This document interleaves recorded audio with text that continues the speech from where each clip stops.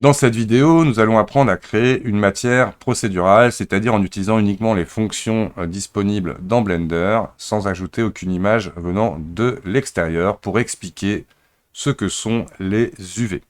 Quoique les UV, on les verra dans la partie avec la texture. Pour l'instant, on va vraiment découvrir une matière procédurale assez spéciale qui permet de faire déjà des choses magnifiques et qui peut servir dans plein de domaines.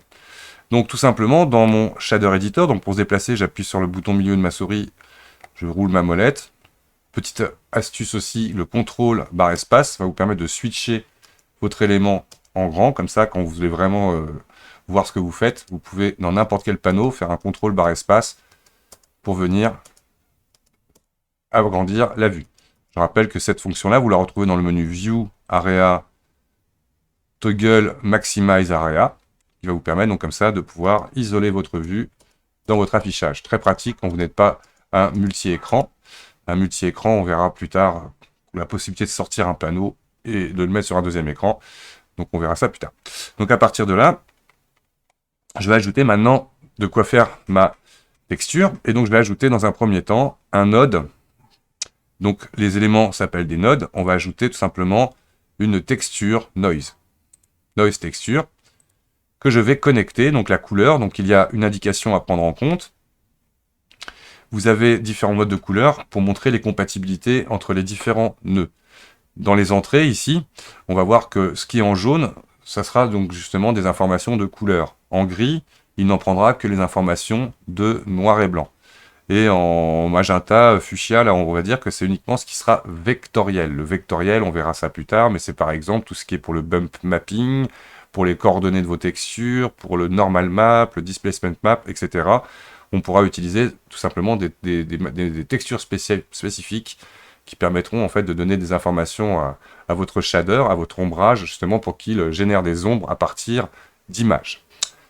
Donc là, pour connecter mon noise à ma matière, tout simplement je glisse la couleur sur le base color, et voici mon noise. Donc il va mettre un petit temps pour rafraîchir le système, et voici, j'ai appliqué un noise. Donc le noise est une matière, une texture, un node on va dire spécifique, mais c'est une texture spécifique qui automatiquement est positionnée sur votre géométrie en étant générée par la géométrie. C'est-à-dire que vous n'aurez aucun sentiment de coupure dans l'image. Partout, elle va être continue. Comparée, on verra plus tard, à une texture image. Donc tout simplement, pour s'amuser un petit peu, pour montrer les bases de vos textures, on va s'amuser, on va prendre par exemple, donc je déplace un petit peu mon noise texture, et je vais ajouter un converteur pour commencer black and white. Je montre celui-là parce que justement, dans des besoins par exemple d'avoir une image absolument au niveau de gris, il faut connaître ce converteur qui vous converte tout black and white. BW, donc ça si vous ne le saviez pas, justement, ce nœud-là permet de convertir une image RGB en black and white. Et tout simplement, quand là mon nœud est créé, je vais cliquer, soi-disant, pour le placer à un endroit où je peux directement le mettre sur le lien entre mon noise et mon matériel pour appliquer mon noir et blanc. Automatiquement, il va rafraîchir la fenêtre pour prendre en compte le noir et blanc. Et du coup, on voit bien mon noir et blanc maintenant qui est devenu ma texture noise qui est devenue qui est rendue en noir et blanc. On va ajouter un deuxième node de converteur. Ce coup-ci, on va prendre le color ramp qui va vous permettre tout bêtement de pouvoir compresser l'information du bruit. Là, en fait, je rajoute du noir dans mon image, et là, je rajoute du blanc, ce qui va du coup me permettre de voir la transition entre l'effet de mon bruit et vous permettre d'expliquer du coup un peu les paramètres du bruit. Donc, dans ce cas-là, on a différents modes, mais le 1D ne servira à rien. 1D, il faut au moins minimum 2D pour que ça fonctionne.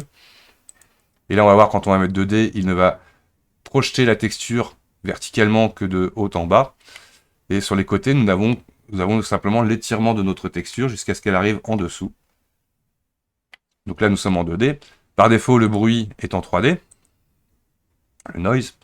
Et là, comme je vous le disais, on voit encore mieux l'effet de raccord complet de notre texture sur notre géométrie, tout simplement parce que le noise est généré sur la matière.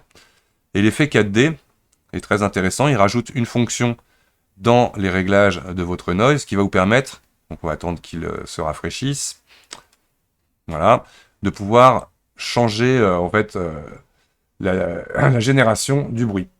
Sachez que toutes ces fonctions-là sont animables. Et par exemple, si vous voulez faire des nuages qui sont animés, mais non, on irait très très lentement. On ferait... Donc là, j'appuie sur majuscule en même temps que je clique et je glisse dans mon bouton radio. Je survole le bouton radio, je clique et je glisse.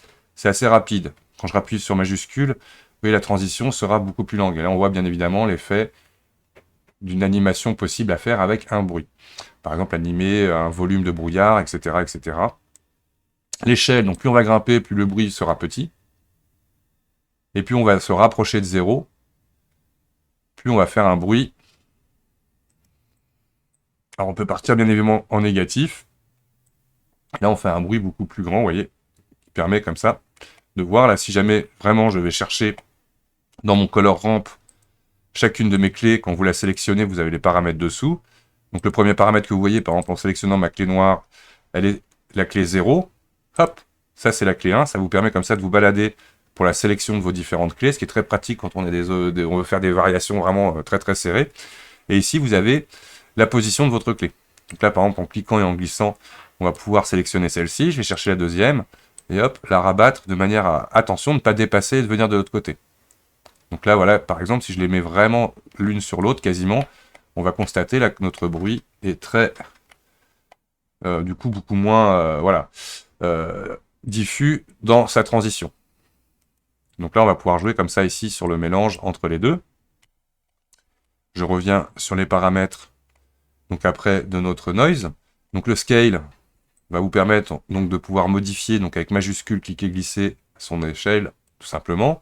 Les détails, on les voit bien, ça vous rajoute un effet de détail sur nos textures. Le rugness va rajouter donc de la rugosité à votre bruit. Et on arrive à faire des choses, vous voyez, complètement hallucinantes. Bien évidemment, si je vais à 0, on retourne sur une forme assez molle. Et on va comme ça pouvoir venir rajouter du détail. Et pour ceux qui sont fans des 60s, des 70s, vous pouvez jouer avec la distorsion, qui va vous permettre donc de rajouter une opération de distorsion dans votre bruit. Ce qui peut être une animation. Donc on pourrait très bien imaginer déjà créer une vidéo quasiment juste en s'amusant à jouer avec les différents paramètres de notre bruit, dont le plaisir est infini. Dernière petite chose, sur notre map procédurale. Donc procédurale, on a bien compris, c'est simplement parce qu'elle utilise uniquement des procédés intégrés au logiciel. Je vais pouvoir ici créer une nouvelle clé. Pouf, automatiquement, là, il me l'a créé entre mes deux clés. Mais on imagine cette clé, je vais la mettre par exemple plutôt, donc si je lui prends sa position, que je la mets, ah, donc là il est en train de générer, je la mets par exemple avant, et je vais lui changer sa couleur. Donc quand la clé est sélectionnée, dessous, ici, vous avez la case qui permettra de changer la couleur. Et là, on va pouvoir s'amuser. Alors par exemple, je vais prendre un... Après, je vais en créer une nouvelle. Là, je vais ramener par là-bas. Celle-ci, je vais la mettre en noir à nouveau. Hop, et rajouter un peu plus de noir. Alors là, il faut vraiment venir jouer sur nos valeurs. Pareil, celle-là, est-ce que je pourrais la mettre de l'autre côté? Donc en s'amusant à jouer comme ça avec nos valeurs, on peut regarder là des effets que l'on va pouvoir faire dans notre bruit. Donc on peut vraiment aller très loin dans nos recherches. Tout bêtement en jouant avec chacun de ces paramètres pour afficher des couleurs.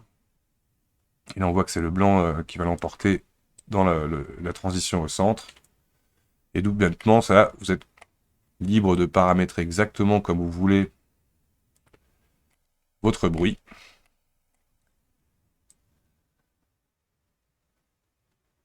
Attention, je vais mettre un peu une grosse valeur. Et on va voir qu'on va pouvoir faire des choses quand même assez fantastiques juste en jouant avec ces quelques paramètres.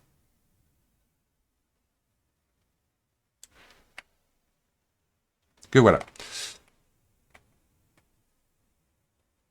Donc, tout de suite pour la suite.